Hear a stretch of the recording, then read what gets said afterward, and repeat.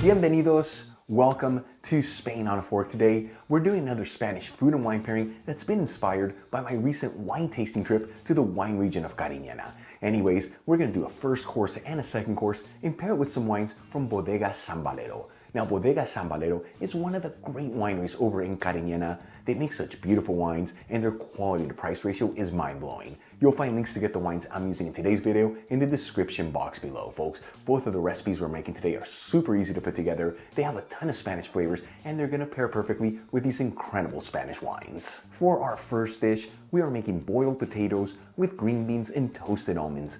This is a very typical dish from the region of Aragon, which is where these wines are from. It's a very easy dish to put together, and it's got so many great flavors. I'm going to be pairing this dish with a wine from Valero. This is their Celebrities Merlot 2018. This is such a beautiful wine, and it's made 100% with the Merlot grape, and let me tell you, it works perfectly with this potato dish.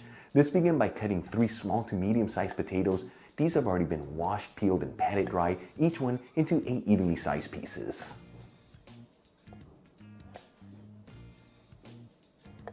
Once all the potatoes are cut, I'm going to add them into a stock pot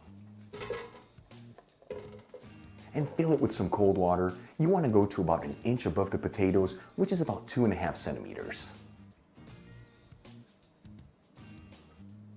We'll season the water with a little sea salt and heat it with a high heat. While our potatoes are cooking, let's make our toasted almonds. I'm going to measure on 1/4 cup of slivered almonds. This is 27 grams. Add the almonds into a frying pan and heat it with a medium heat. And we're going to lightly toast the slivered almonds just between 3 to 4 minutes. Very important to mix them continuously, otherwise they easily burn, which gives them a bitter flavor.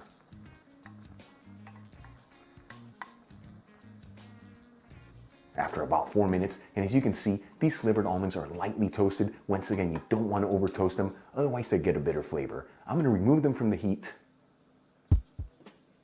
and we'll set them aside. Moving on, I'm going to grab about 20 fresh green beans. These have already been washed and patted dry. Cut the ends off the green beans and then cut them in half.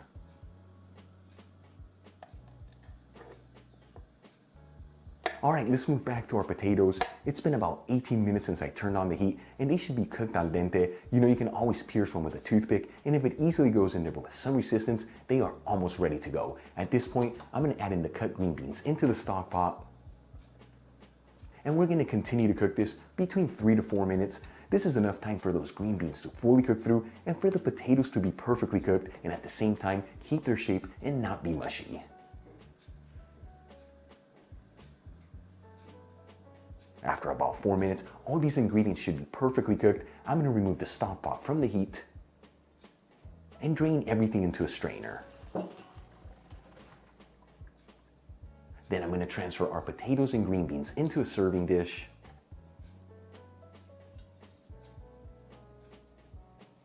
Drizzle the potatoes and the green beans with some extra virgin olive oil.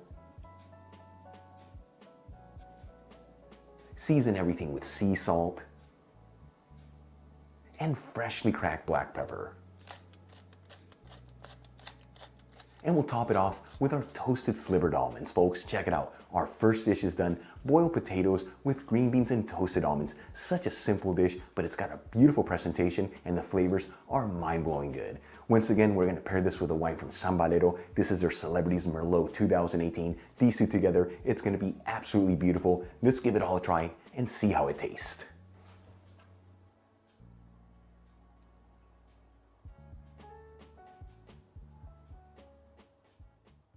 Seriously, check that out. Here we go.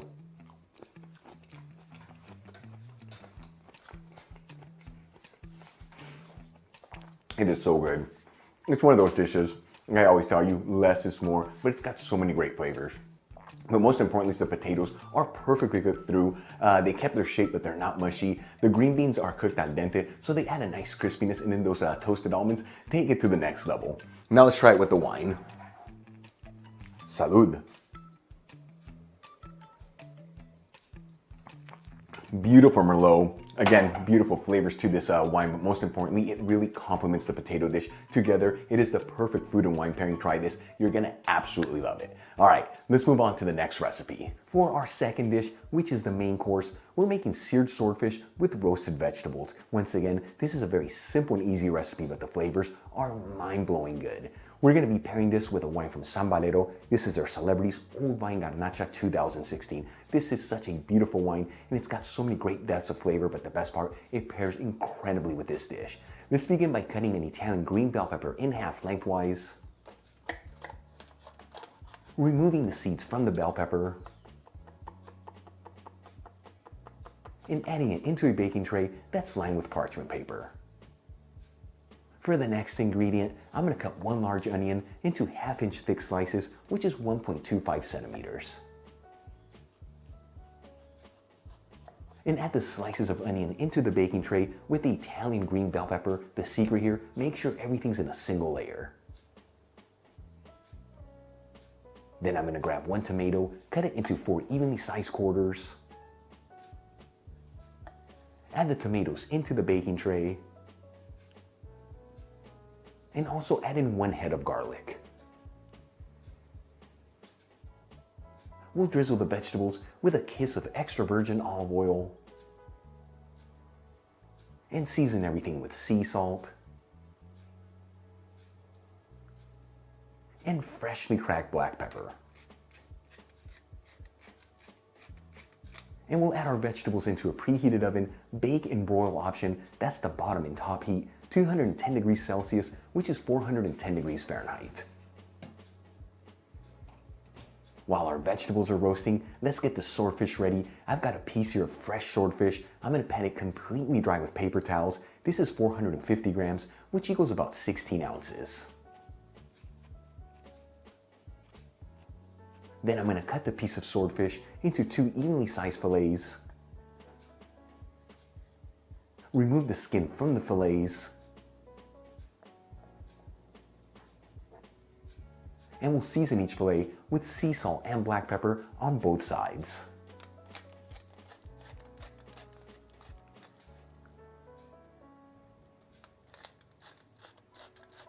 For the next step, I'm going to grab a fry pan, heat it with a medium-high heat, and add in 2 tablespoons, which is 30 milliliters of extra virgin olive oil. After heating the oil for 2 minutes and it's nice and hot, I'm going to add in the fillets of swordfish into the pan. Now using a spatula, gently push on each fillet just for about 20 to 30 seconds. This is going to help them achieve that beautiful crusty sear.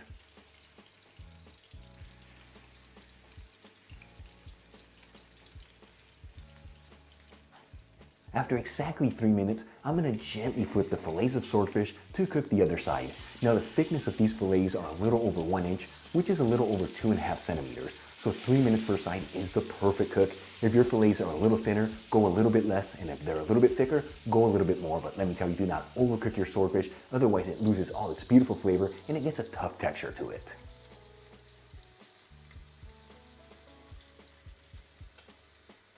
After a total cooking time of 6 minutes, which is 3 minutes per side, these swordfish fillets should be perfectly cooked. Once again, you don't want to overcook them. I'm going to remove this from the heat and transfer the swordfish fillets into a serving dish. All right, let's move back to our roasted vegetables. They've been in the oven between 15 to 17 minutes and they should be perfectly roasted. I'm going to remove them from the oven and add in some of the roasted vegetables into the dish with the seared swordfish.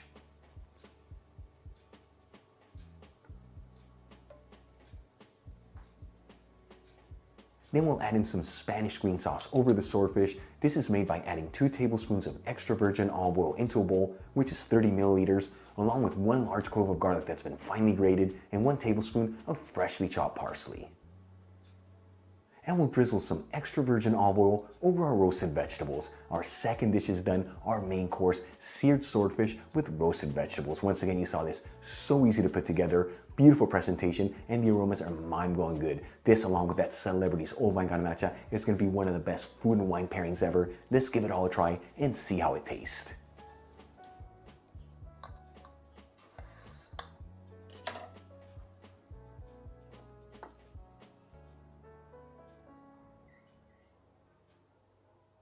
This swordfish, I cannot wait to try. Here we go.